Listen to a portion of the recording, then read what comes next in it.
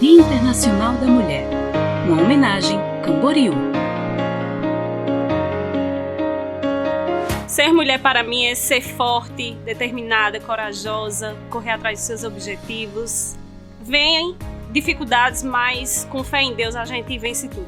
Então, a Camboriú, ela é uma grande parceira, amiga, para todos os momentos. Principalmente na minha loja, está fazendo toda a diferença com a categoria, a qualidade. Ela é maravilhosa, só tem a somar, contribuir para o meu crescimento, do meu sucesso.